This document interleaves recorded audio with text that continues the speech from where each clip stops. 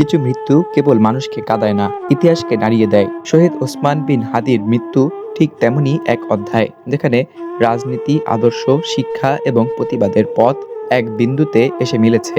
এবার সেই যোদ্ধাকে সমাহিত করা হচ্ছে জাতীয় কবি কাজী নজরুল ইসলামের সমাধির পাশে, যেন বিদ্রোহীর উত্তরাধিকার বিদ্রোহীর পাশেই চিরনিদ্রায় শুয়ে পড়ছে।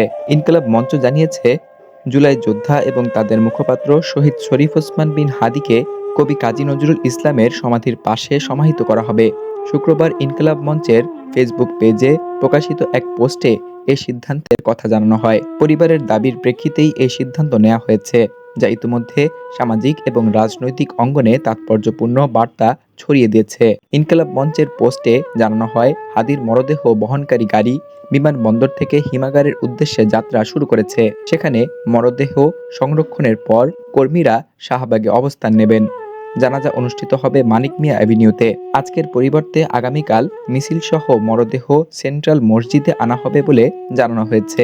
ইনকিলাব মঞ্চ তাদের ঘোষণায় স্পষ্টভাবে জানিয়েছে, ছাত্র জনতা যেন শৃঙ্খলার সঙ্গে আন্দোলন চালিয়ে যায় এবং কোনো গোষ্ঠী যাতে অনুপ্রবেশ করে সহিংসতা সৃষ্টি করতে না পারে। মরদেহ দেখার কোনো সুযোগ থাকবে না বলেও জানানো হয়েছে।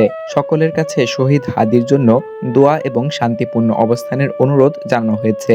জাতীয় সংসদ নির্বাচন, ঢাকা ৮ আসনের সম্ভাব্য স্বতন্ত্র প্রার্থী এবং ইনকিলাব মঞ্চের আহ্বায়ক শরীফ ওসমান হাদি বৃহস্পতিবার রাত 10:15টায় সিঙ্গাপুর জেনারেল হাসপাতালে শেষ নিঃশ্বাস ত্যাগ করেন। তার ভেরিফাইড ফেসবুক পেজে লেখা হয়, ভারতীয় আধিপত্যবাদের মোকাবেলায় মহান বিপ্লবী ওসমান হাদিকে আল্লাহ শহীদ হিসেবে কবুল করেছেন।